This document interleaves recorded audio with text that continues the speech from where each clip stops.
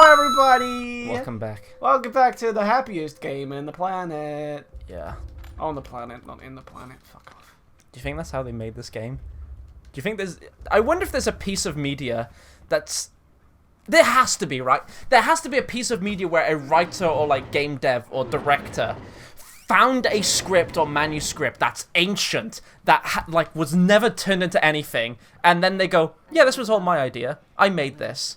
Well, that's Like, can you imagine if, like, George Lucas was just, like, in holiday in Cyprus, and then he found in the bin a script for, like, A New Hope, and then he was like, yeah, this was me. Yeah, this is mine. This is my work. I did this. Well, that's what that's why I always, whenever I play Dead Space, I just think, like, Oh, right. You want to talk about this? You want to have a go? it's probably a game we're probably going to play at some point. Blue Splitter? There is a game on the Dreamcast called Blue Stinger, and it's probably the worst game ever made. It's really, really bad. But the thing is, it is so clearly, obviously Dead Space. It literally is Dead Space. It's like a sci-fi. It has these aliens that latch onto to corpses and mutate them, and you have to kill them. Like, get this, because this is almost blatant. You have to kill them by removing their limbs individually. That's a little much. That's a little too close to be a coincidence. And of course, Dead Space is infamous for its Christmas level. Oh, yeah. And a really gay shower scene. Oh, yeah, dude. No, it was a hot tub scene. Oh, no, it was a shower scene. It was a shower scene. The man has seen you. Oh, he's dead. Yeah. I just realized they've straight up introduced a third character because we've been talking so much. Yeah, she's not important. At some points, I start to wonder, should we just have a podcast and not play video games? The video games at this point are just the backdrop. It's something for the audience to look at and for occasionally for both of us to go, whoa! Whoa! Look video at this. Game! Look at this thing that happened just now. Maybe we should just have a podcast. Well, let's have both. I like playing games with you, Dan. Not playing games with me. You're playing games at me. I don't have anything to do with this. I like playing games around you, Dan. 100%. I have very minimal input on this, but I will. I will tell you to do things, and you will not be able to stop. I can't wait for ONAMI out of context. I can't wait for like ONAMI out of context videos. Ooh, this may be really. Ooh! Ooh, I got seen. Ooh, oh, he's right over there. Hi. Shoot him. Ah. Baz! Oh, he's gone. Yeah.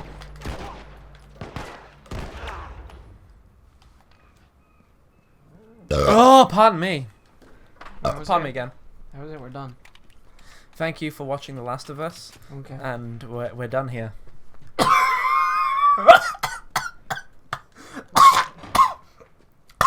I'm done here. Baz, come back. It's not your time. Get back in your body. Don't go towards the light. Where are we going? Oh, it's too bright. I want to sleep. Go sleep in your body. Get back in there. It's not far now.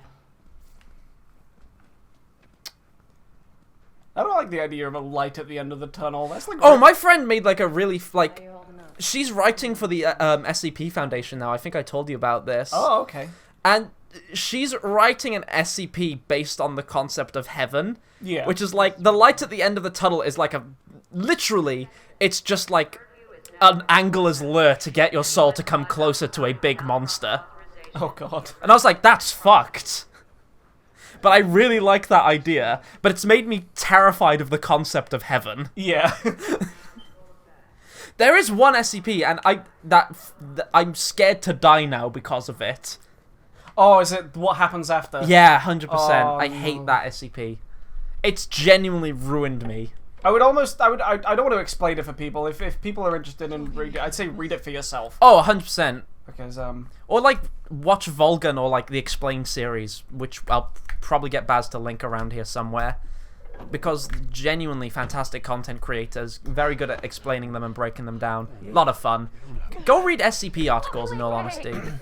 It's a kid. it's a kid! It's the kid! There's no jokes I can make there. Yeah? No, that's just it. She's the kid. Okay. She's the main kid of the Don't game. worry, this is fixable. I got his help, It's the Ellie. but I can't come with you. That's her name. Yeah, there was a part of me was like, was that her name or was that the kid before? No, that's Sarah. Sarah, We yes. don't get another shot at this. Is this the closest game to being movie? Crew of fireflies will meet No, that's like any Quantic Dream game is the closest Fair, game to fair being dues. movie. Okay, here. Even Fahrenheit. Fahrenheit was mostly movie. What do you think is the most movie story back in a video game? Heavy Rain. We're not Really? smoking shit. Yeah, Heavy Rain. Fair dues. There's very little gameplay to Heavy Rain. You just walk around and press buttons. We can verify the weapons. That's a lot of games like that, though. Like Walking Dead is like that, Yeah. and Walking Dead is very good. I want Joel to watch I like Walking Dead, Ellie.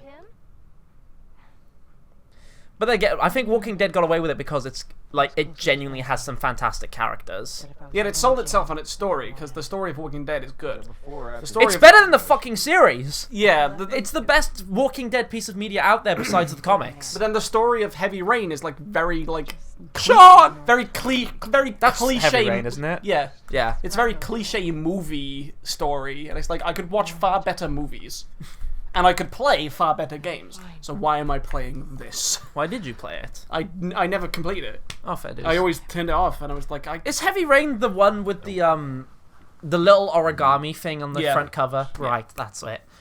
Let's go. Because I'm almost certain there's another Quantic Dream game that I confused between the two. I can't remember. Fahrenheit? Maybe Fahrenheit. Because Fahrenheit was like a generation before. Yeah. It was on the PS2. Was Quantic Dream also... That was like instantaneous. Holy shit. Was Yeah, Quantic there's no loading screens in this game. Was Quantic Dream also Beyond Two Souls. not Beyond Two Souls? The one about the robot. Detroit Become Human. That's the one. Yes, that was them. Oh, fair enough. And that actually wasn't too bad. Like probably based around its characters. Yeah, it was very character driven, which I prefer. Which is why I love this game so much. Because it's got good characters. It does. Down here. Alright, then I've got an interesting one. What is your favorite story in any video game? That's a tricky one, because I feel like I've become the most invested in the Souls story. So I would probably say the Souls stories. That's cheating though, because you can just make any story you want for Souls. Yeah, but that's why I love it. That's what makes it so good. Is that it is genuinely your own story. It's all down to interpretation. Yeah. I think like And for gaming, that's what they need to be. 100% it plays to gaming strengths. When I was talking in a few episodes ago about the phase of games trying to be movies, Dark Souls is the most like video game where like its story is revealed through gameplay. Yeah. No. Gameplay, exploration, and just looking at shit.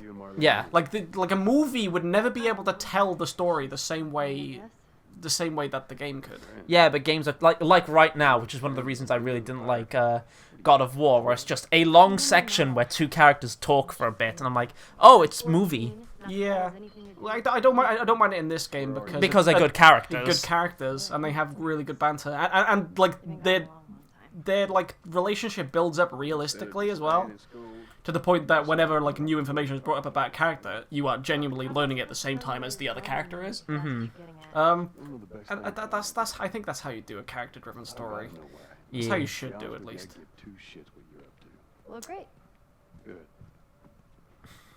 They don't like each other. Not at the moment, no. They will eventually treat each other like father and daughter. Father and son. Father and lesbian daughter. Oh yeah, she is one, isn't she? Yeah, she's already had her first lesbian experience. Oh yeah, because that DLC was in the past, wasn't Yeah, it? it was a prequel. It was how she got bitten. She got bitten. Yes. Spoil me, I guess. I'm sorry. I thought you knew. I told you, I know very basic things. I don't even know like why Ellie is important. The Firefly's like, Okay. take her. Yeah, she needs to be smuggled out of the city because she is infected. But she's been infected for about 3 weeks, and the infection should take you in a couple hours. So she seems to be immune. I would fucking love it in The Last of Us 2. Like, the first quarter of the game, you're playing as, like, Ellie human, and then you just instantaneously turn into zombie, and the game Yeah. is like, kill your friends. That would be awful. That'd be amazing. That would be amazing, but that'd be like, oh my god. kill Joel. The game just turns into an open world where you have to find Joel and kill him. Oh no. He is alive, but don't spoil it, I guess. I don't know. No, he's alive. Oh, but Literally the last trailer. The last trailer, right? The last trailer just straight up said, like, nah, he's alive, don't worry about it. don't spoil it. No, he's alive. Okay.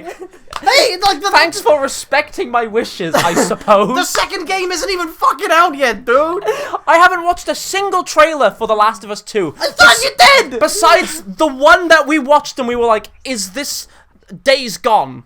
Oh, yeah. No, I did watch the other one, which was the E3 trailer of her walking around, of Ellie walking around in the shops, and I said this looks scripted as fuck. Yeah, it was.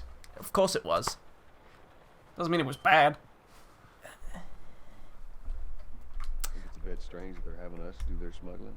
I think if you're gonna pretend that either show a cutscene or play the game. Don't pretend it's scripted. No, don't be scripted. Let's just hope there's Well, I feel like it's fine to have a scripted showcase, because that means you know nothing will go wrong during a live show. So a scripted showcase is good just to show you, like, hey, this is what will be in the game. These are the mechanics. It may not look exactly like this when it comes out, but this is what you should expect. That's fine, I think, for a showcase. I don't know. Why don't you just lower the difficulty and play the game so people can be like, No, okay, because that's the game. No, because then sometimes you'll have a fucking you'll have what many people shit. Let me rephrase this. Go on. It's happened many times when people have had like real-time Let's Plays during a event such as E3, and the game just didn't work. at the drop. Oh yeah, I've kind. I don't know. Like I feel like I know this is entirely down to my own subjectivity. I almost prefer the honesty of that. Yeah. Well, Because then at least you know it's real. Yeah. But I'd rather just be told, like, hey, what is this game? How does it work? Tell me the mechanics quickly. Yeah, but then Okay, again, move they on. could be completely lie to you though. Well, yeah. Well, then I will just read the reviews when the game comes out, and then I will choose whether or not I want to buy it or not. Next time at Onami. Oh shit. Okay. Ah! That was a cough. That was me being real. Then. Cause your whole thingy right there is Oh, next time No. Onami. Carry on. Well, Carry on. Your whole point of contention right there is exactly what happened to Dark Souls 2. What happened to Dark Souls 2? They lied. Come on, kid. They just straight up lied. Did they actually show shit that wasn't in gameplay that wasn't They there? practically showed a different game. It Oh, you mean like Watch Dogs? It looked so different from what it ended up being. Next time at Onami. Like Watch Dogs. Yeah, sure.